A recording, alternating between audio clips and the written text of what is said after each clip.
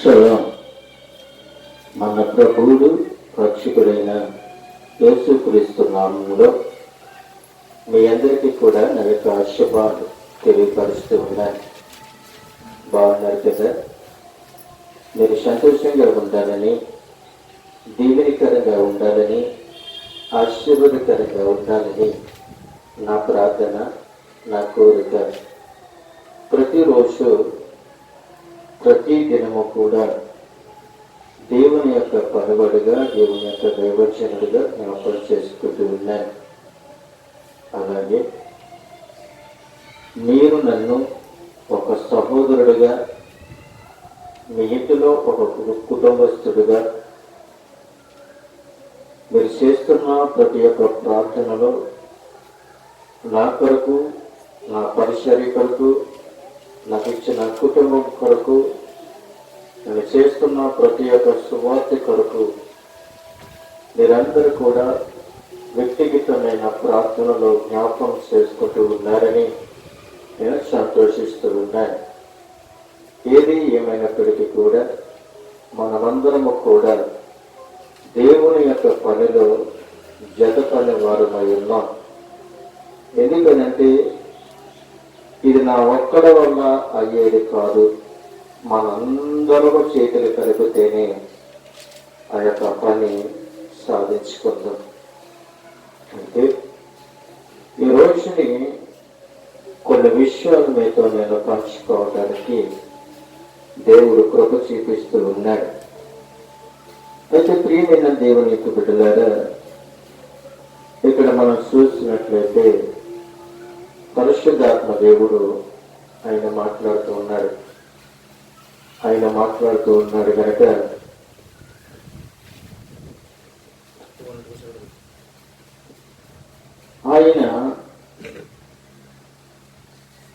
ఆయన మాట్లాడుతున్న దేవుడు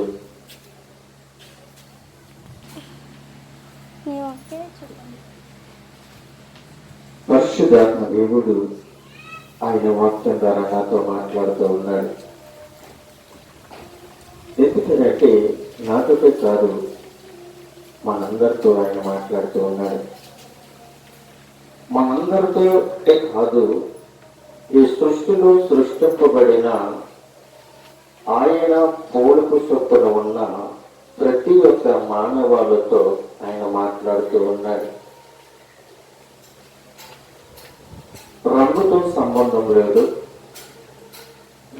విధితో సంబంధం లేదు, కులముతో సంబంధం లేదు, మతాలతో సంబంధం లేదు. ఆయన అందరినీ కూడా ఆయన ప్రేమిస్తున్న దేవుడు. ఇప్పుడు మనం చూసినట్లయితే కులాలతో కొట్టుకుంటున్నాం, రంగులతో కొట్టుకుంటున్నాం, మతాలతో కొట్టుకుంటూ ఉన్నాం, ద్వేషాలతో కొట్టుకుంటూ ఉన్నాం, ఇంటి పేర్లతో కొట్టుకుంటూ ఉన్నాం, రాజకీయాలతో కొట్టుకుంటూ ఉన్నాం. ఇది దేవునికి ఇష్టం కాదు. ఇది శాశ్వతమైన లోకం కాదు. ఇది స్థిరమైన లోకము కాదు. మనము ఈ లోకానికి ఎలా వచ్చాము అంటే ఒక యాత్రగా వచ్చాం. ఒక యాత్రగా వచ్చి మన యాత్రని ముగించుకొని ఏదో ఒక రోజుని మన దేశానికి మనము వెళ్ళాలి. చూడండి, ఒక ఉదాహరణ మనము జ్ఞాపకం చేసుకోవచ్చు.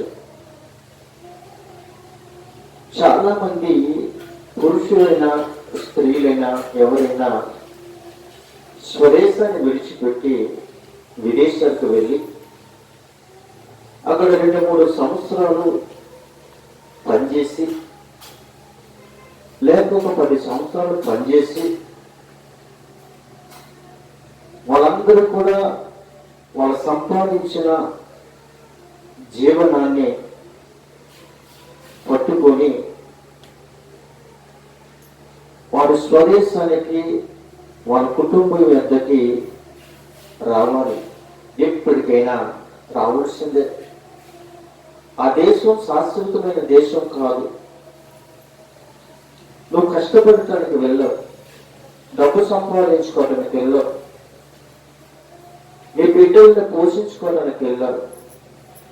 నువ్వు కష్టపడ్డావు సరే, నీ కష్టము, నీ కష్టార్జితము నీ బిడ్డలు, నీ కుటుంబము అనుభవించాలి.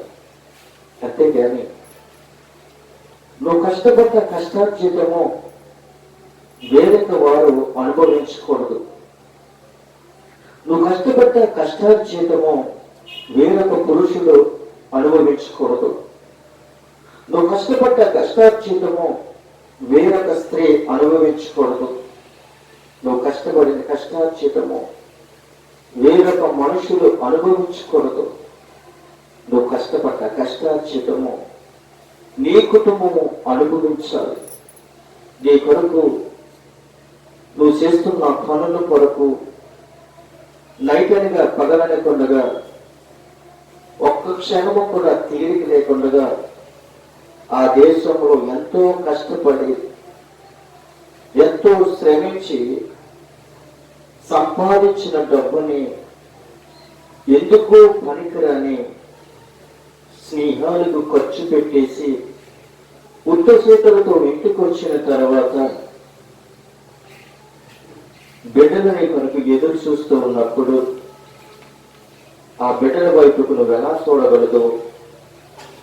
నువ్వు ఎన్ని సంవత్సరాలు విదేశాల్లో ఉన్నప్పటికీ నువ్వు ఎప్పటికైనా స్వదేశానికి నీ ఇంటికి రావాల్సిందే. అలాగే నీవు నీ దేశాన్ని విడిచిపెట్టుకుని ఈ లోకానికి వచ్చావు. ఈ లోకము శాశ్వతమైనది కాదు.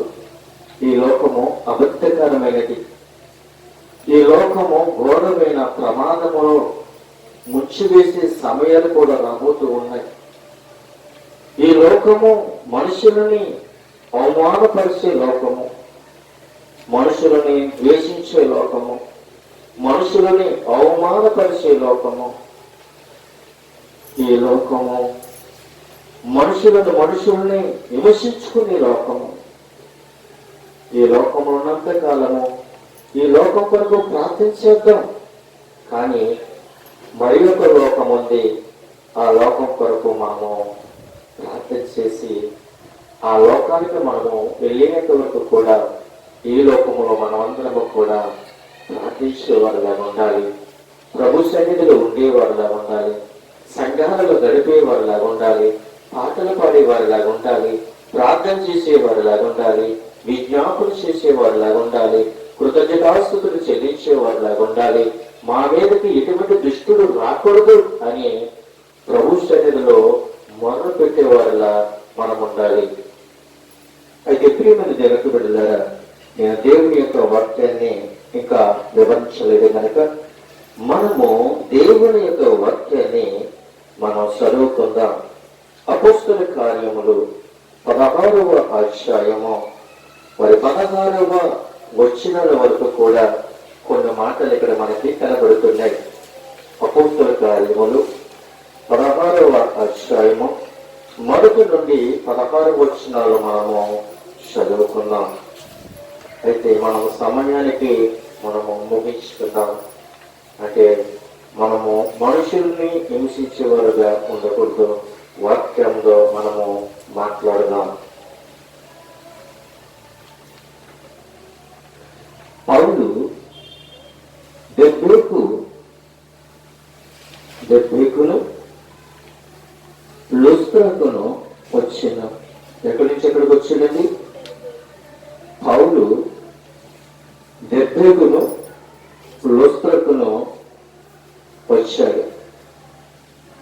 వచ్చిన తర్వాత అక్కడ తిమోతు అనే ఒక శిష్యుడు ఉన్నాడు. తిమోతి అనే ఒక శిష్యుడు ఉన్నాడు. అతడు విశ్వాసించిన ఒక యూదురాలి కుమారుడు. ఎవరిని విశ్వసించిన అనంటే దేవుణ్ణి విశ్వసించిన ఒక యూదురాలి కుమారుడు. అయితే అతని తండ్రి ఏ దేశానికి అంటే గ్రీక దేశస్థుడు. అతని తండ్రి గ్రీక దేశస్థుడు. అయితే తీమోతు అనే ఒక శిష్యుడు, అంటే మనొకసారి మనము ధ్యానించుకున్నట్లయితే పౌలుకి జతపనివాడిగా ఉన్నట్లుగా మనకి కనబడుతున్నాడు. అపోస్తులైన పౌలుకి జతపనివాడిగా ఉన్నట్లుగా అక్కడ మనము చూడొచ్చు. తీమోతి తండ్రి గ్రీక దేశస్థుడు కదా. అతడు లోస్త్రాలోను ఇకోనియోనులోను ఉన్న సహోదరుల వలన మంచి పేరు పొందినవాడు. ఈ యొక్క తీమోతి యొక్క తండ్రి గ్రీక దేశస్థుడు కాబట్టి అతడు సహోదరులందరిలో కల్లా ఏం సంపాదించుకున్నాడు అంటే మంచి పేరు సంపాదించుకుని ఉన్నాడు. ఈ లోకంలో ప్రతి ఒక్కరూ కూడా ఏం సంపాదించుకోవాలి అనంటే నేనంటాను, ఆస్తులు, అంతస్తులు, ఐశ్వర్యాలు, ఘనతలు, దండలు నెప్పించుకోవటము, ఇది సంపాదించుకోవటం కాదు, కానీ మంచి పేరు సంపాదించుకోవాలి. ఈ మంచి పేరు సంపాదించుకోవాలి అంటే చాలా కష్టపడాలి. మంచి పేరు సంపాదించుకోవాలి అంటే చాలా కష్టపడాలి, చాలా శ్రమించాలి. కొన్ని సంవత్సరాలు పట్టొచ్చు మంచి పేరు సంపాదించుకోవడానికి. కారణం ఏంటంటే చాలా సంవత్సరాలు పడుతుంది. చెడ్డ పేరు రప్పించుకోవాలి అనంటే క్షణం పట్టదు. ఎంత కష్టపడి మంచి పేరు సంపాదించుకున్నావో ఆ మంచి పేరు క్షణములో పోవాలి అంటే ఏదో ఒక అల్లరి పని చేస్తే ఆ చెడ్డ పేరు వెంటనే వచ్చేస్తారు. అప్పుడు ప్రజలు అంటారు, వీడు చిన్నప్పటి నుండి నీతిమంతుడిగా, యథార్థమంతుడిగా జీవించాడు, చాలా భయభక్తులు కలిగి జీవించాడు, కానీ వీడు చిన్న తప్పుడు పని చేసి చెడ్డ అని అనిపించుకున్నాడు అని అందరూ కూడా ఆడిపోసుకుంటారు.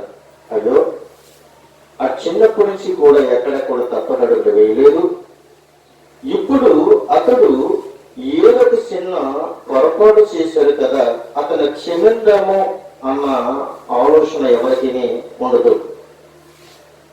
ఎందుకనంటే ఆ ఎప్పుడూ తప్పు చేయలేని వ్యక్తి ఒక్కసారిగా చిన్న తప్పడడుగు వేసిన దానిని బట్టి చాలా మంది కూడా రాళ్ళు వేస్తూనే ఉంటారు. వారి జీవితాంతంలో కూడా ఆ తప్పటడుగు వాళ్ళు ఏం చేస్తారంటే వేలెత్తి చీపిస్తూ ఉంటారు, వేలెత్తి చీపిస్తారు. ఆ మచ్చ మాత్రమే పోదు. గోడల మీద మరకలుంటే రంగులు వేసుకుంటే పోతాయేమో గాని హృదయం మీద మచ్చ పడితే మాత్రము ఆడు మట్టిలో పెట్టినా కూడా ఆ మచ్చ పోదు. ఆడు మట్టిలో పెట్టినప్పటికీ కూడా మచ్చ మచ్చలాగానే ఉంటది. ఆడంటాడు, ఆడు మంచి పని చేసి చనిపోడేంట్రా, ఆడి చెడ్డ పని చేసి చచ్చాడు, ఆడు మంచోడు కాదురా, ఆడు ఎన్నో అబద్ధాలు ఆడాడు, ఎన్నో మోసాలు చేశాడు, ఎందరినో అడ్డు పెట్టుకుని డబ్బు సంపాదించుకున్నాడు అని ప్రజలు ఆ వ్యక్తి మీద ఆడిపోసుకుంటారు. అయితే ఇక్కడ గ్రీకు దేశస్థుడు అయితే తిమోతి యొక్క తండ్రి ఏం పొందుకున్నాడు అంటే సహోదరుల వలన మంచి పేరు సంపాదించుకున్నాడు. మనమందరము కూడా ఏ పేరు సంపాదించుకోవాలి అంటే మంచి పేరు సంపాదించుకోవాలి. మంచి పేరు ఎక్కడ మనం సంపాదించుకోగలము అని ఒకసారి మనం ప్రశ్నించుకుంటే, క్రీస్తులో ఉన్నప్పుడే మంచి పేరు ఉంటది కానీ క్రీస్తులో లేనప్పుడు మనకు మంచి పేరు దొరకదు. పుట్టిన ప్రతి వ్యక్తికి కూడా చాలా పేర్లు ఉంటాయి, 4-5 పేర్లు ఉంటాయి. ఒక్క పేరు స్థిరమైన పేరు కాదు. కానీ దేవుడు పెట్టిన పేరు అది శాశ్వత కాలము నిలిచిపోతుంది. ఇది మంచి పేరు. అయితే 3వ వచనంలో ఉన్నాడు కదా, అతడు తనతో కూడా బయలుదేరి రావాలని పౌలు కోరి, అతని తండ్రి గ్రీకు దేశస్థుడని ఆ ప్రదేశములో యూదులందరికీ తెలియను గనక వారిని బట్టి అతనిని తీసుకుని సున్నతి చేయించను. వారు ఆయా పట్టణముల ద్వారా వెళ్ళుచుండిరి. యెరూషలేములో ఉన్న అపోస్తలులను పెద్దలను నిర్ణయించిన విధులను గైకొనుటకును వాటిని వారికి అప్పగించరి అని చెప్తూ ఉన్నాడు. ప్రాముఖ్యమైన విషయము ఇక్కడ ఒక మాట కనబడుతూ ఉంది 5వ వచనములో. గనుక సంఘములు విశ్వాసమందు స్థిరపడి అనుదినము లెక్కకు విస్తరించు ఉండెను అన్న విషయము ఇక్కడ మనకి కనబడుతూ ఉంది. అయితే ప్రియమైన దేవుని యొక్క బిడ్డలారా, సంఘములు విశ్వాసమందేమై ఉన్నది అంటే స్థిరపడింది. ఇప్పుడు సంఘాలన్నీ కూడా స్థిరముగా లేవు. ఇప్పుడు సంఘాలన్నీ కూడా స్థిరముగా లేవు. నిన్న రాత్రి ఒక దైవజనుడు నాకు ఫోన్ చేశాడు. ఫోన్ చేసిన తర్వాత నుండి అతడు నాతో కొన్ని మాటలు నాతో పంచుకున్నాడు. చెప్పు తమ్ముడు అని చెప్పినప్పుడు అతను అన్నాడు, అయ్యా, కొందరు గండుకులు త్రాగి గుద్దాలని పనిగట్టుకుని గుద్దాలని నాకు ఎదురుగా వచ్చి నన్ను గుద్ది నేను పడిపోయిన తర్వాత వాళ్ళు లెగిసి వెళ్ళిపోయారు. వారు నన్ను గుద్ది వెళ్ళిపోయారు. వారు ఎవరు నాకు తెలియదు కానీ నేనెవరో వారికి తెలుసు అని వారు మరి యొక్క వ్యక్తి దగ్గరికి వెళ్ళి, మీ పాస్టర్ గారు మాకొచ్చి ప్రార్థన చెయ్యాలి అని అతని దగ్గర ఫోన్ నెంబర్ తీసుకొని వారు ఏమని ఫోన్ చేశారంట, మీరు మా మనుషులని 2 మనుషులని గుద్దేశారంట అని వారు ఏం చేశారంటే పెద్దల్లో పెట్టి ఆ వ్యక్తి దగ్గర 18,000 రూపాయలు వసూలు చేశారంట గీసుకున్న దానికి. ఈ దైవజనుడికేమో కాళ్ళు ఈమెకి కొంచెం చిక్కింది అని చెప్పి ఉన్నారు. ఎంత దుర్మార్గమైన పనిగట్టులను గుద్దాలి అని ఒక నిర్ణయం తీసుకున్నారు. వారు వాళ్ళ సంఘములో పెట్టి వాళ్ళ సంఘ తీర్మానం ఏమిటి అంటే, నీకు దెబ్బ కనిపించట్లేదు, వాళ్ళకి దెబ్బ కనపడుతుంది కాబట్టి మీరేం చేస్తారంటే ఆ దెబ్బ తగిలిన దానికి వెల ఇవ్వాలి. ఎంత వెల? గీసుకున్న దానికి వెల ఎంత? 18,000 రూపాయలు. సంఘ నిర్ణయము. వాడంటున్నాడు, ఆ సంఘము కట్టుబాటు అయ్యారు ఇలాగే ఉంటుంది, ఇలాగే ఉంటది. చాలా ఘోరమండి అయ్యారు. వాళ్ళకి 18,000 రూపాయలు ఇస్తాము, కానీ వారికి వెళ్ళేది 2,000 3,000 వెళ్తుంది. కనమాడలన్నీ కూడా వీళ్ళు ఖర్చు పెట్టుకుని త్రాగేస్తారు అని చెప్తూ ఉన్నారు.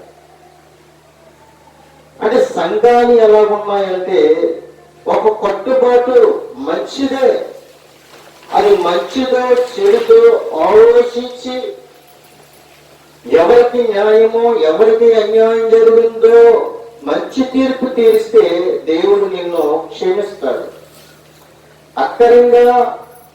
అక్కరంగా ఆ సంఘాలు వెలవి చెల్లిస్తే అది వారికి వర్ధిల్లదు. చాలా సంఘాలు ఉన్నాయి, గ్రామ సంఘాలు ఉన్నాయి, కుటుంబ సంఘాలు ఉన్నాయి, మందిరములో సంఘాలు ఉన్నాయి. అలాగా అనేకమైన సంఘాలు ఉన్నాయి.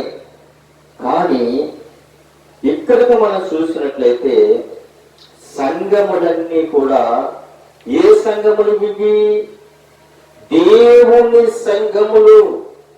ఈ దేవుని సంఘములన్నీ కూడా ఎలా స్థిరపడ్డాయి అని అంటే విశ్వాసమందు స్థిరపడ్డాయి.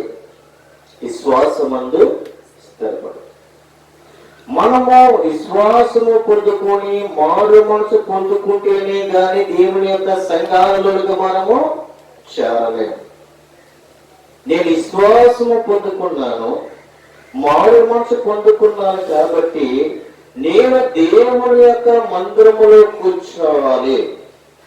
దేవుని యొక్క మందిరములో సంఘములో ఒక సంఘ సభ్యుడిని అని మనము అక్కడ మంచి పేరు మనము సంపాదించుకోవాలి. అయితే సంఘాలన్నీ కూడా ఎలాగున్నవి అంటే అనుదినము లెక్కకు విస్తరిస్తూ ఉన్నాయి. ఎవరి వల్ల? అపోస్తలుడైన పౌలు, తీమోతియు కూడా వారు ఏం చేస్తూ ఉన్నారు అంటే వారు యెరూషలేములోనున్న అపోస్తలులను పెద్దలను నిర్ణయించిన విధులను కొద్ది వాటిని వారందరూ కూడా అప్పగించిన దానిని బట్టి సంఘాలన్నీ కూడా ఎలాగున్నాయంటే విస్తరిస్తూ ఉన్నాయి. సంఘాలన్నీ కూడా విస్తరిస్తూ ఉన్నాయి. సంఘాలు విస్తరింపబడాలి. దైవజనుడు అడుగు పెడుతున్న ప్రతి సంఘాలు కూడా ఎలా ఉండాలంటే ఆశీర్వదకరంగా ఉండాలి. దైవజనుడు ఏ ఇంటికి వెళ్ళి ప్రార్థన చేస్తున్నాడో ఆ ఇంటికి ఆశీర్వదకరంగా ఉండాలి. దైవజనుడు అడుగు పెట్టిన ప్రతి స్థలము కూడా ఎలా ఉండాలంటే విస్తరింపబడాలి.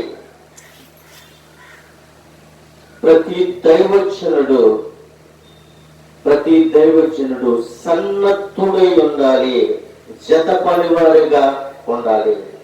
ఇప్పుడు దైవజనుల్లో కూడా ఎలా ఉన్నారు అంటే సన్నద్ధులై ఉండటం లేదు, సహకారులుగా ఉండటం లేదు, జత పనివారిగా ఉండటం లేదు. కానీ వాడు ఎలా ఉన్నాడంటే కక్షతో వాడు సువార్తనే ప్రకటిస్తూ ఉన్నాడు. కక్షలతో సువార్తను ప్రకటిస్తూ ఉన్నాడు. కక్షలతో సంఘాన్ని నడిపిస్తూ ఉన్నాడు. కక్షలతో గ్రామంలో వాడు ఎలా ఉంటున్నాడంటే విరోధంగా జీవిస్తూ ఉన్నాడు. దైవజనుడు అన్న వాడు ఎలా ఉండాలి అంటే స్థిరము కలిగి ఉండాలి. సంఘాలు విస్తరింపబడాలి అంటే నువ్వు స్థిరపడి ఉండాలి. నీ సంఘాలు విస్తరింపబడాలి అంటే నీవు స్థిరముగా ఉండాలి. అపోస్తలుడైన పౌలు, తీమోతు వాళ్ళు ఎలా ఉన్నారంటే స్థిరమ కలిగి ఉన్నారు, విశ్వాసము కలిగి ఉన్నారు, పరిశుద్ధాత్మను పొందుకున్నారు. కాబట్టి వాళ్ళు ఎక్కడికి వెళితే వారు అక్కడ ఆ స్థలాలలో ఆ సంఘాలన్నీ కూడా విస్తరింపబడుతూ ఉన్నాయి. సంఘాలన్నీ కూడా విస్తరింపబడుతూ ఉన్నాయి. మనం కూడా విస్తరింపబడాలి. మనం ఎలా ఉన్నామంటే దేనికి విస్తరింపబడుతున్నాము? పెళ్లికి విస్తరింపబడుతున్నాం, పేరంటాలకి విస్తరింపబడుతున్నాం, భోజనానికి విస్తరింపబడుతున్నాం, ప్రార్థనకి మాత్రం విస్తరింపబడతలేదు. ఈ మూడాట్లకి మనం పరుగులు తీస్తున్నాం. ఒకటి పెళ్లికి, ఫంక్షన్లకి, అలాగే భోజనాలకి మనము పరుగులు తీస్తున్నాం. ప్రార్థనకి మాత్రము ఎవదాములే అని ఎదురు చూస్తున్నాం. ఎలాగైతే ఈ సంఘాలు విస్తరింపబడవు. ఇలాగైతే నీ సంఘాలు విస్తరింపబడవని పరిశుద్ధాత్మ దేవుడు మాట్లాడుతూ ఉన్నాడు. అయితే 6వ వచనంలోకి వచ్చినప్పటికీ అక్కడ అంటున్నాడు కదా, ఆసియాలో వాక్యము చెప్పకూడదని పరిశుద్ధాత్మ పౌలుకును తీమోతుకును వారికి ఆటంకపరుస్తూ ఉన్నాడు. ఎక్కడ? ఆసియాలో, ఆసియా ఖండములో, ఆసియా ప్రదేశములో, ఆసియా దేశంలో వాక్యము చెప్పొద్దు అని ఖచ్చితంగా పరిశుద్ధాత్మ దేవుడు చెప్తున్నాడు. ఈ రోజున కూడా మనం అనుకోవచ్చు, మాట వీరికి ఉదాహరణగా అనుకోవచ్చు, ఈ గ్రామంలో పరిశుద్ధాత్మ దేవుడు నీతో గాని నాతో గాని వాక్యం చెప్పొద్దు అని చెప్పినప్పుడు మనం మానేయాలి. ఈ దేశంలో, ఈ ప్రాంతంలో వాక్యం చెప్పొద్దు, ఈ ప్రాంతానికి అసలు వాక్యం చెప్పొద్దు నా కుమారుడు అంటే వాక్యం చెప్పడం మానేయాలి. ఆ ఇంటికి వెళ్ళొద్దని చెప్పినప్పుడు పరిశుద్ధాత్మ దేవుడు వెళ్ళటము మానేయాలి. ఎందుకంటే ప్రార్థన ప్రార్థన ప్రార్థన ప్రార్థనలో ఏకీభవించినప్పుడు పరిశుద్ధాత్మ దేవుడు నీతో మాట్లాడతాడు. ఆ గ్రామానికి నీవు వెళ్ళొద్దు. ఓ బంగారు తల్లి అన్నది, అయ్యా ప్రార్థన చేయడానికి మీరు రావద్దు అని ఒక దైవజనుడిని హెచ్చరించింది. ఒక దైవజనుడిని అంటుంది, అయ్యా మీరు ప్రార్థన చేయడానికి రావద్దు. మనుషులు ఆటంకపరిస్తే వాళ్ళ మాట నీవు వినవలసిన అవసరము. వాళ్ళు రావద్దు అన్నారు అంటే వాడు దురాత్మ వారిలో ఉండి నేను రావద్దు అని అంటే అనిపిస్తున్నాడు. అంటే నీవు ఎవరికి లోబడి ఉన్నావంటే దురాత్మకు లోబడి ఉన్నావు. దురాత్మ యొక్క ఆలోచన నీలో ఉంది కాబట్టి నిన్ను రావద్దు అని అంటున్నాను.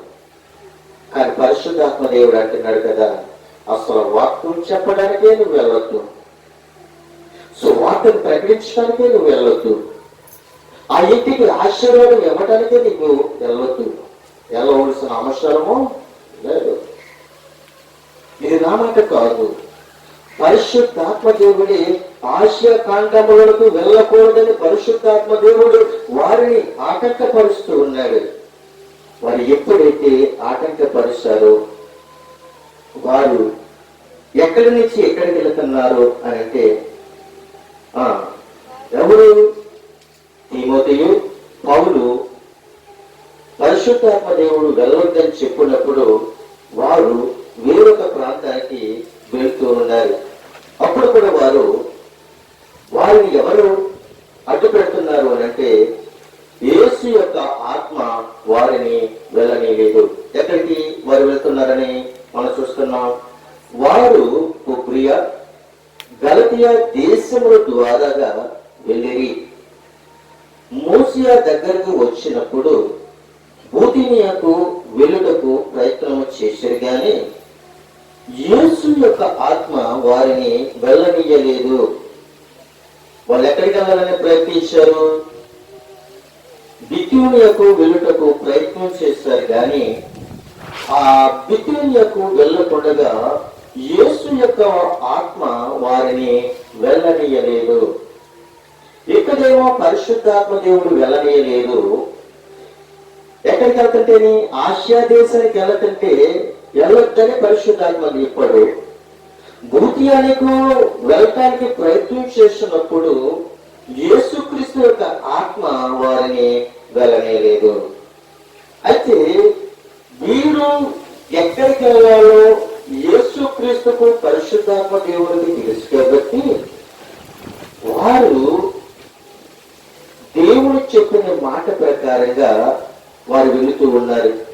అంతటా వారు మూసియా నుండి దాటిపోయి త్రోయాకు వచ్చి అప్పుడు మాసిదోనియ దేశస్థుడొకడు నిలిచి, నీవు మాసిదోనియకు వచ్చి మాకు సహాయము చేయమని తనను వేడుకున్నట్లు రాత్రి వేళ పౌలకు దర్శనము కలిగెను. ఎవరికి దర్శనం కలిగేది? అపోస్తలుడైన పౌలు దర్శనములో చూస్తూ ఉన్నాడు. దర్శనములో చూస్తూ ఉన్నప్పుడు అక్కడ మాసిదోనియ దేశస్థుడు ఎవరి దగ్గరకు వచ్చాడు? పౌలు దగ్గరకు వచ్చి అంటున్నాడు, మాకు సహాయం చేయండి. ఏమంటున్నాడు? మాకు సహాయం చేయండి అని చెప్తున్నాడు. ఏ సహాయం కోరుతున్నాడు మాసిదోనియ దేశస్థుడు? ఏ సహాయం కోరుతున్నాడు? డబ్బు సహాయం కోరుతున్నాడా? లేదంటే ఆర్థిక సహాయం కోరుతున్నాడా? లేదంటే ఆస్తుల సహాయం కోరుతున్నాడా? లేదంటే కుటుంబ సహాయం కోరుతున్నాడా? లేదంటే మరి సమాచారంలో గృహం కావాలని కోరుకుంటున్నాడా? ఏది కోరుకుంటున్నాడు అని ఒకసారి నేను ఆలోచించినట్లయితే నేను అనుకుంటూ ఉన్నాను, మాకు పరిశుద్ధాత్మ సహాయం చేయము, మాకు పరిశుద్ధాత్మ సహాయము చేయము, మా దేశానికి వచ్చి మీరు సువార్తని ప్రకటించండి అని అతడు దర్శనములో వేడుకున్నట్లుగా దర్శనాన్ని పౌలు చూస్తున్నట్లుగా మనము చూస్తూ ఉన్నాం. అయితే అతనికి ఆ దర్శనము కలిగినప్పుడు వారికి సువార్తను ప్రకటించుటకు దేవుడు మిమ్మల్ని పిలిచి ఉన్నాడని మేము నిశ్చయించుకొని వెంటనే మాసిదోనియాకి బయలుదేరుటకు యత్నము చేసిరి. ఈ దర్శనములో పౌలు చూసినప్పుడు పౌలు యొక్క ఆలోచన ఏంటో తెలుసా? మాసిదోనియాకి మమ్మల్ని పంపిస్తున్నాడని వారు తెలుసుకున్నారు. అయితే యేసుక్రీస్తు ప్రభు వారు ఎక్కడి నుంచి ఎక్కడికి పంపిస్తున్నాడు అని అంటే, ఇక్కడ ఆసియాలోనికి పంపించట్లేదు. రెండోది ఎక్కడికి పంపించట్లేదు? బిథోనియాకు పంపించట్లేదు. ఎక్కడికి పంపిస్తున్నాడు అంటే మాసిదోనియాకు పంపిస్తూ ఉన్నాడు.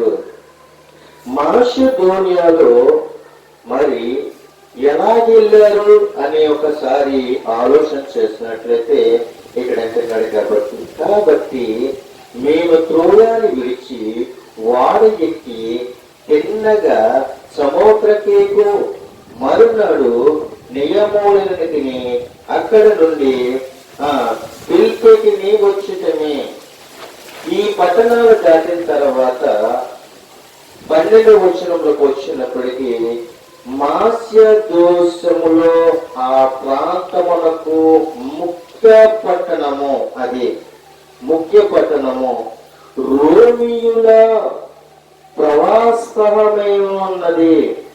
మేము కొన్ని దినములు ఆ పట్టణములో ఉంటేమి అని అంటున్నాడు. పౌలు తిమోతి ఎక్కడున్నారు అంటే రోమియుల ప్రవాస స్థలమై ఉన్నది కనుక కొన్ని దినములు అక్కడే ఉన్నట్లుగా మనం చూస్తున్నాము. ఎక్కడి నుంచి ఎక్కడికి పంపించాలో దేవునికి మాత్రమే తెలుసు. మనం తట్టబొట్ట చదువుకొని మనం వెళ్ళామన్న కాడికి వెళతాము. అక్కడికి వెళ్ళిన తర్వాత ఏదైనా చిన్న అవమానం జరిగినప్పుడు ఆ ఇంటికి నేను ఎప్పుడూ కూడా వెళ్ళకూడదు అని మళ్ళీ తిరిగి బాధతో ఇంటికి వచ్చేస్తాము. ఇది మనుషుల యొక్క నైజం. కానీ ప్రభు వెళ్ళొద్దన్నప్పుడు వారు వెళ్ళటము మానేస్తారు. యేసుక్రీస్తు ఆత్మ వెళ్ళొద్దని చెప్పినప్పుడు వారు వెళ్ళటము మానేస్తాడు. దేవుడు మాసిదోనియ దేశస్థులతో మాట్లాడాడు. పౌలు దర్శనాన్ని చూశాడు. అక్కడ ఆ పట్టణము నుండి మాసిదోనియాకు వచ్చి రోమియుల ప్రవాస స్థలమై ఉన్న ప్రాంతానికి వచ్చి కొన్ని దినములు ఆ పట్టణములో ఉన్నారు. అది ముఖ్యమైన పట్టణము. అది ముఖ్యమైన పట్టణము. అయితే ఆ పట్టణములో మనం చూస్తున్నట్లయితే విశ్రాంతి దినము గడిచిన విశ్రాంతి దినము గవిని దాటి నదీ తీరమున ప్రార్థన జరుగుననుకొని అక్కడికి వచ్చి కూర్చుండి కూడు వచ్చిన స్త్రీలతో మాట్లాడుచుంటేమే. అక్కడ ఆ ప్రాంతానికి వచ్చినప్పుడు ఆ రోజు విశ్రాంతి దినము. విశ్రాంతి దినములో అక్కడ ఆ యొక్క ఊరు చివరిని అనగా ఒక నది కనబడుతూ ఉంది. ఆ నది తీరమున కొంతమంది స్త్రీలు ఏం చేస్తూ ఉన్నారంటే కూర్చొని వాళ్ళు ఏం చేస్తున్నారంటే ప్రార్థన చేసుకున్నట్లుగా మనం చూస్తూ ఉన్నాం. వాళ్ళు స్త్రీలందరూ ఉన్నారా, పురుషులు ఉన్నారు? అక్కడ స్త్రీలు మాత్రమే ఉన్నారు. స్త్రీలు మాత్రమే ఉన్నారు కానీ పురుషులు అక్కడ కనిపించట్లేదు. అయితే ఈ స్త్రీలందరిలో కూడా పురుషులు ఎవరు? అపోస్తలుడైన పౌలు వాళ్ళ దగ్గరకు వచ్చి వాళ్ళు చేస్తున్న ప్రార్థన వింటూ ఉన్నాడు. వాళ్ళు చేస్తున్న ప్రార్థన వింటూ ఉన్నాడు. వింటూ వాళ్ళ దగ్గర కూర్చున్నాడు. ఒక ఉదాహరణగా మనము చెప్పుకోవచ్చు. స్త్రీలమయంగా పురుషుడు నుంచుంటారా? స్త్రీలు 10 మంది స్త్రీలు ఉండగా ఒక పురుషుడు వెళ్ళి మధ్యలో నుంచుంటారా? మధ్యలో నుంచుంటే ఎన్ని మాటలు అంటారు? అవన్నీ ఎన్ని మాటలు అంటారు? నీకు సిగ్గు లేదంటారా? నీకు సిగ్గు లేదంటారా అని అడుగుతారు. రెండోది ఏమంటారు తెలుసా? వీడు ఆడింగోడురా అని అంటారు. వీడు ఆడింగోడు కాబట్టి ఆడోళ్ళ మధ్య నుంచుంటున్నాడు రా అని అంటారు. వీడికి మేసం మూతి మీద మేసం లేదురా, వీడు ఆడింగోడురా, ఆడోళ్ళ దగ్గర కూర్చుంటున్నాడు రా అని అంటారు. మరొక మాట అంటారు, వీడు ఆడింగోడు కాబట్టి వీడికి పౌరుషం లేదురా అని అంటారు. ఇలాగా స్త్రీలందరూ కూడా ఆ యొక్క పురుషుల్ని ఆ స్త్రీల మధ్యలోకి వచ్చినప్పుడు అనేకమైన రీతులుగా మాట్లాడుకుంటారు. కానీ ఆ స్త్రీల మధ్యగా ఆ అపోస్తలుడైన పౌలు కూర్చుంటున్నప్పుడు వాళ్ళు ఏ విధంగా ప్రార్థన చేస్తున్నాడో పౌలు వింటున్నాడు. వాళ్ళ దుఃఖంలో ప్రార్థన చేయొచ్చు, కుటుంబం కొరకు ప్రార్థన చేయొచ్చు, భర్త కొరకు ప్రార్థన చేయొచ్చు, భార్య కొరకు ప్రార్థన చేయొచ్చు, ఆర్థిక ఇబ్బందుల కొరకు ప్రార్థన చేయొచ్చు, కుటుంబ వ్యవస్థ కొరకు ప్రార్థన చేయొచ్చు, సంఘ వ్యవస్థల కొరకు ప్రార్థన చేయొచ్చు. ఈ ప్రార్థనలన్నీ కూడా ఎవరు వింటున్నారు అంటే అపోస్తలుడైన పౌలు వింటూ ఉన్నాడు. అందులో ఆ యొక్క ప్రార్థనలో వారి దగ్గర కూర్చుని మాట్లాడుతూ ఉన్నప్పుడు అక్కడ లోదియా అనే దైవభక్తి గల ఒక స్త్రీ ఉంది. ఏ స్త్రీ అమ్మది? దైవభక్తి గల స్త్రీ. భక్తులు 2 రకాలు. ఒకటి భక్తి, రెండోది దైవభక్తి. దైవభక్తి నీ జీవితాన్ని మారుస్తుంది, భక్తి మాత్రం నీ జీవితాన్ని మార్చదు. పైకి మాత్రము క్రైస్తవులుగానే బ్రతుకుతున్నాం. దీన్ని ఏంటంటే భక్తి అని అంటాం. పేరుకు మాత్రము క్రైస్తవులమే, పేరుకు మాత్రము సంఘములో సభ్యులమే, కానీ ఇది భక్తి మాత్రము కాదు. నిజమైన భక్తి ఏంటంటే దైవ భక్తి. ఈ దైవ భక్తి గల స్త్రీలు ఎలా ఉంటారంటే నోట అంట ఏదైనా మాట వస్తాదేమో అన్న భయముతో మాట్లాడతారు. దైవ భక్తి గల స్త్రీలు తన భర్తతో మాట్లాడినప్పుడు నా నోటు నుంచి ఏదైనా మాట వస్తాదేమో అని వారు భయముతో మాట్లాడతారు. తన పిల్లలతో మాట్లాడుతున్నప్పుడు దైవభక్తి గల స్త్రీ నోటంటే ఏదైనా దుర్భాష వస్తాదేమన్న భయముతో వాళ్ళు ఆశ చూసి మాట్లాడుతూ ఉంటారు. సంఘంలో ప్రార్థన చేస్తున్నప్పుడు ఈ దైవభక్తి గల స్త్రీ ప్రార్థన చేస్తున్నప్పుడు ఎక్కడైనా నేను మాట తోలుతానేమో అన్న భయముతో ప్రార్థన చేస్తాను.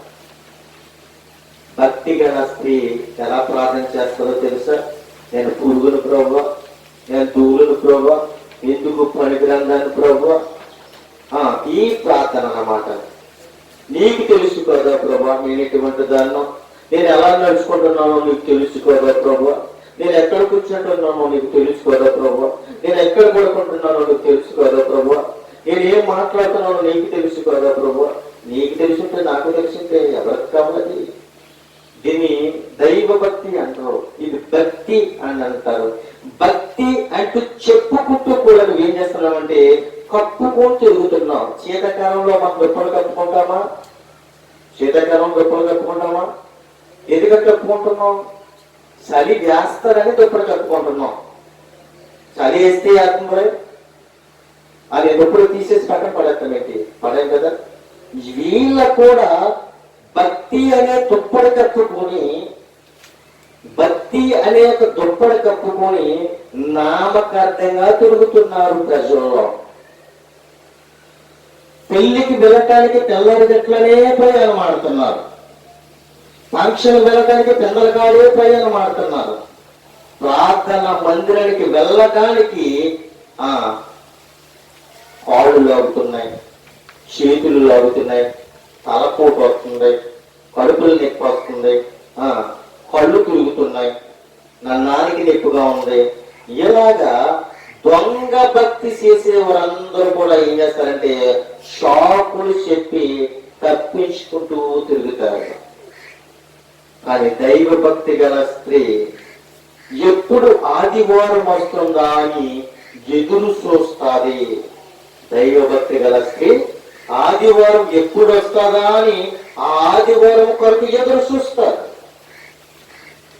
నేను నా కుటుంబం కొరకు ప్రార్థన చేయాలి, నా దేశం కొరకు ప్రార్థన చేయాలి, నా సంఘము కొరకు ప్రార్థన చేయాలి, నా పట్టణం కొరకు నేను ప్రార్థన చేయాలి, నా బిడ్డల కొరకు నేను ప్రార్థన చేయాలి, నా భర్త కొరకు నేను ప్రార్థన చేయాలి, నా భార్య కొరకు ప్రార్థన చేయాలి, దేశ అధికారుల కొరకు ప్రార్థన చేయాలని ఒక తీర్మానాన్ని తీసుకొని ప్రార్థన చేస్తున్న స్త్రీ ఎవరు అంటే దైవ భక్తి గల స్త్రీ.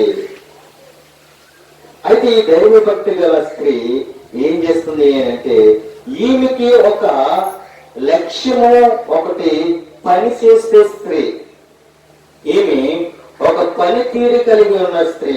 ఏంటి అంటే ఆమె యూద రంగు పొడి అమ్ము తొలితెరియ పట్టణస్తురాలు. ఆమె ప్రభువు ఆమె హృదయమును తెరిచెను. ఏమ మీదమా యూద రంగు పొడి అమ్ము తొలితెరియ పట్టణస్తురాలు. ఈమె ఒక వ్యాపారం చేసే స్త్రీ అనుకోవచ్చు, వ్యాపారం చేసే స్త్రీ అనుకోవచ్చు. ఈ లోకంలో చాలా వ్యాపారాలు చేయొచ్చు. స్త్రీలైనా పురుషులైనా బొల్బు వ్యాపారాలు చేస్తున్నారు. ఎందుకంటే వాళ్ళ జీవనోపాధి, వాళ్ళ బ్రతకడం కొరకు. కానీ ఆ దేశంలో ఉన్న ఆ పట్టణస్తురాలని దేవుడు ఏం చేశాడంటే ఆమె హృదయాన్ని తెరిచాడు. అంటే అక్కడున్న ఆ సంఘములో కూడుకున్న స్త్రీలందరితో కూడుకున్న ఈ యొక్క స్త్రీ ఎటువంటిది అంటే భక్తి గల స్త్రీ. అక్కడ 10 మంది ఉండొచ్చు, 20 మంది ఉండొచ్చు, 100 మంది ఉండొచ్చు. పోనీ అందులో అందరినీ కూడా చీపెచ్చుకుండగా ఈమెనే ఎందుకని దైవ భక్తి గల స్త్రీ అని చెప్పాడు అంటే ఈమె హృదయమును ప్రభు ఏం చేశాడంటే తెరిచాడు. ఈమె హృదయాన్ని ప్రభువు తెరిచాడు. సంఘములో అందరూ కూర్చుంటారు, సంఘంలోకి వచ్చిన వాళ్ళందరూ కూడా కూర్చున్నా అవిశ్వాసులు కాదు. ఇప్పుడు ఒక సినిమా యాక్టర్ వస్తాడు అనుకో, సపోజ్ కనుక్కున్నాం, మనం ఏం చేస్తాము? అందరం కూడా పరిగెత్తుకుని గుంపులుగా వెళ్ళి ఫోటోలు తీసుకుంటాం. అందరూ కూడా ఫ్యాన్స్ అయిపోతారా? అవరు. కొంతమంది ఫోటోలు తీసుకోవడానికి వెళ్తారు, కొంతమంది పాలకు వెళ్ళి ఆ ఫ్లెక్షన్ మీద వేసి ఏం చేస్తారు? అభిషేకిస్తూ ఉంటారు. ఎందుకంటే అభిమానము. ఒకరికి ఫోటోలు తీసుకునే అభిమానము, ఒకరు పాలు పోసి అభిషేకించే అభిమానము. అంటే ఒక మనుషుడిని అభిమానించాలి అని అంటే మనలో ఏముండాలి అంటే ఒక నిబంధన మనలో ఉండాలి. మనలో ఏముండాలి? ఒక నిబంధన కలిగి ఉండాలి. ఒక వ్యక్తిని మనం అభిషేకిస్తున్నాము, గౌరవిస్తున్నాము అని అంటే అతను ఎంత గొప్పవాడో మనము ఆలోచించాలి. అంటే మనకంటే గొప్పవాడు ఎవరు ఈ లోకంలో? అందరికంటే గొప్పవాడు ఎవరు? ప్రభువే. అందరికంటే గొప్పవాడు ఎవరు? ప్రభువే. ఎందుకనంటే ఈ సృష్టినిచ్చింది ఆయన, ఈ జీవాన్ని ఇచ్చింది ఆయన, నిన్ను కన్ని పెంచి పెరగదీసింది ఆయన, మళ్ళీ తిరిగి నిన్ను ఆయన రాజ్యాన్ని తీసుకునేది ఆయనే. ఆయన ఎక్కడ కూడా నిన్ను నన్ను కానీ ఎవరిని విడిచిపెట్టట్లేదు. కానీ ఈ లోకంలో మనమన్నీ కూడా ఏమై ఉన్నామంటే ఒక వ్యర్థమైన జీవితాలతో జీవిస్తూ ఉన్నాం. కానీ ప్రభువు ఆమె హృదయాన్ని తెరిచాడు. ఏం చేశాడు? ఆమె హృదయాన్ని తెరిచాడు. హృదయం తెరవబడాలి. హృదయము తెరవబడాలి. హృదయము తెరవబడితే నీవు ఎలా ప్రార్థన చేయాలి దేవుడు మాట్లాడతాడు. హృదయము తెరవబడకుండా ప్రార్థన చేస్తే ఎలా ఉంటుంది, హృదయము తెరవబడి ప్రార్థన చేస్తే ఎలా ఉంటుందో మనము నేర్చుకోవచ్చు. హృదయము తెరవబడకుండా ప్రార్థన చేస్తే వాళ్ళ ప్రార్థన ఎలా ఉంటుందో తెలుసా? ప్రభువా, ఆ పక్కింటిది అది బాగుపడకూడదు ప్రభా, ఆ పక్కింటిది అది అలా ఉండటానికి నాకు ఇష్టం లేదు ప్రభా. వాళ్ళని ప్రార్థన చేస్తారు. వాళ్ళ కుటుంబం బాగోకూడదు ప్రభువా, వాళ్ళు వెళ్తున్న మార్గంలో వాళ్ళకి అన్యాయం జరగాల ప్రభువా, నన్ను నా కుటుంబాన్ని ఎంతగా చూడెళ్తుందో ప్రభువా అని వ్యర్థమైన ప్రార్థన చేస్తారు. కానీ హృదయము తెరవబడిన స్త్రీ అయినా పురుషుడైనా ఏ ప్రార్థన చేస్తారో తెలుసా?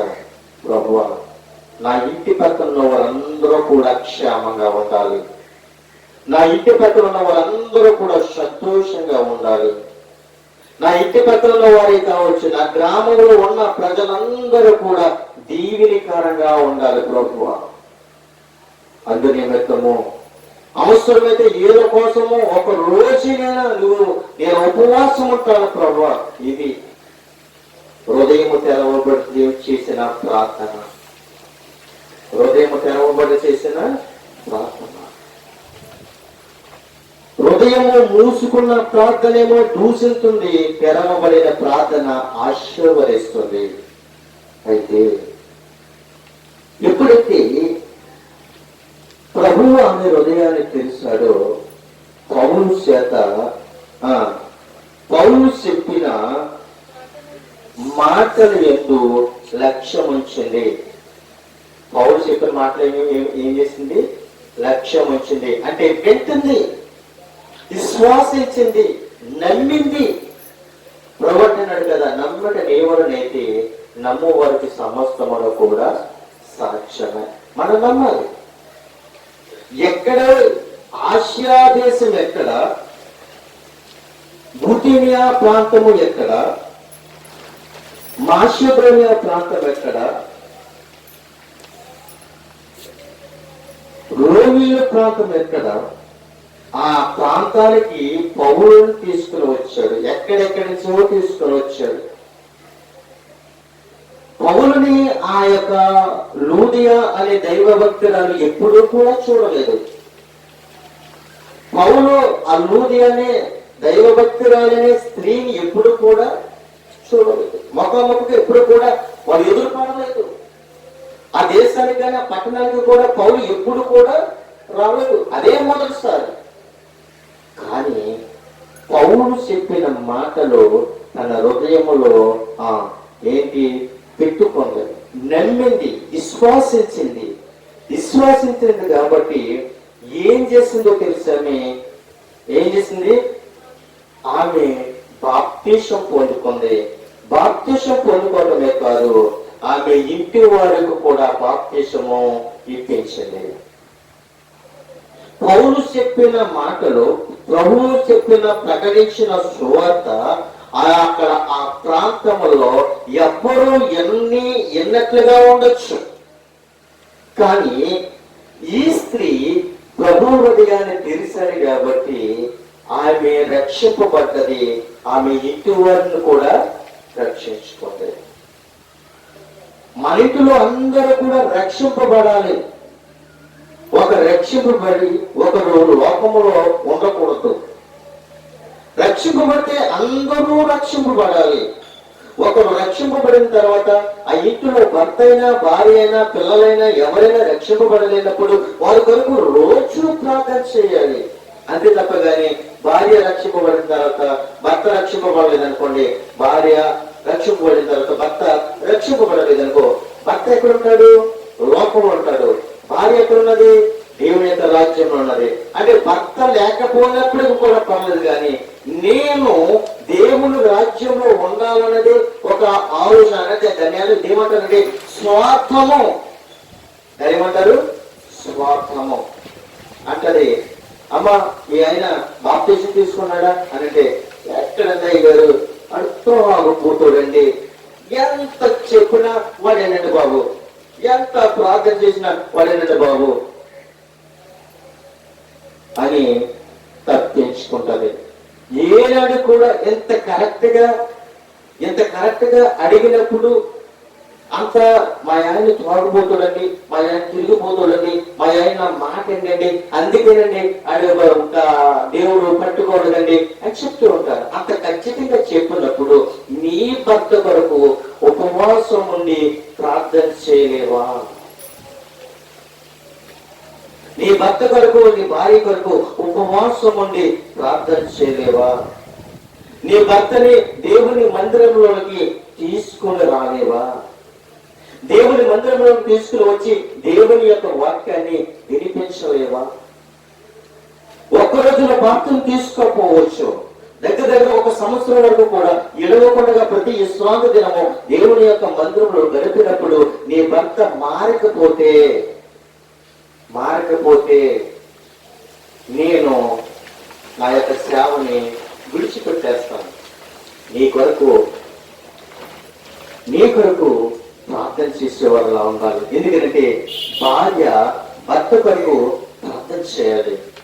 ప్రార్థన చేసినప్పుడు భర్త మారు మనసు పొందుకొని రక్షింపబడతాడు. రక్షింపబడినప్పుడు ఇద్దరు సంతోషంగా ప్రతి ఆదివారము పిల్లలతో సహా మందిరానికి వెళ్ళినప్పుడు ఈ జంట ఎంత బాగుంటారా అని అనుకునేలా ఉండాలి. భర్త ఏమో ఇంట్లో పడుకుంటాడు, భార్య ఏమో సంఘములో కూర్చుంటాడు. అది ప్రయోజనం కాదు. కానీ ఈ లూదియా అనే దైవభక్తురాలు ఆమె ప్రభు మాటలు విన్నది, ప్రభువును అంగీకరించింది, బాప్తిసం పొందుకుంది. ఆమె ఇంటి వారిని కూడా రక్షణలోనికి నడిపించింది, విడిచిపెట్టలేదు, బాప్తిసం ఇప్పించింది. ఇంటి వారందరూ కూడా ప్రభువుని నమ్మారు.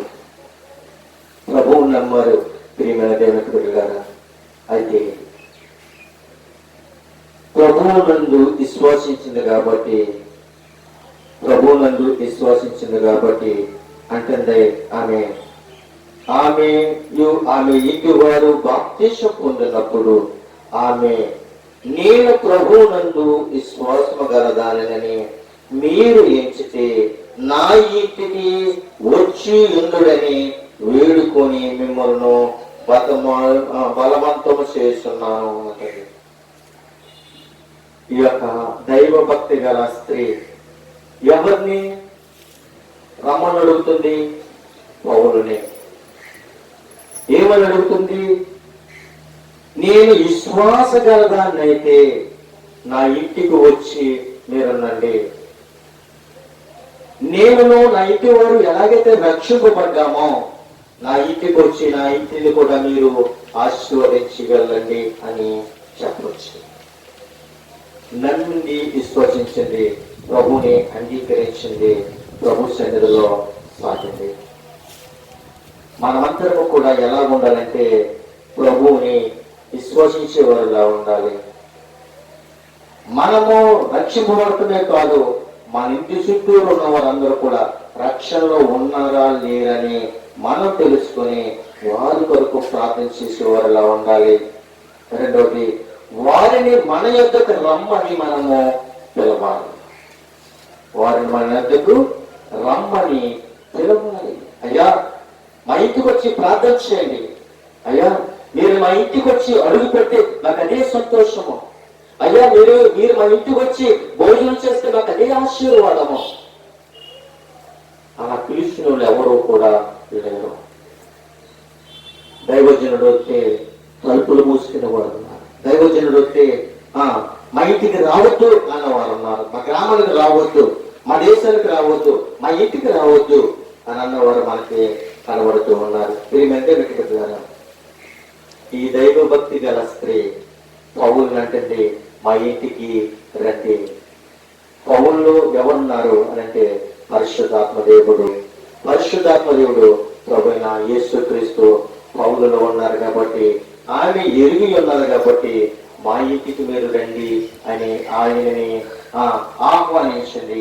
మనము కూడా మన ఇంటికి దైవజనులు వచ్చినప్పుడు మనమందరము కూడా ఏమై ఉండాలి అంటే గౌరవించేవారులాగా, ఆహ్వానించేవారులాగా, ఆతిథ్యమిచ్చేవారులాగా ఉండాలని తెలియపరుస్తూ నా మాటలు ముగిస్తూ ఉన్నాను. కొద్ది మాటలు దేవుడు దీవించి ఆశీర్వదించును గాక. ఆమేన్.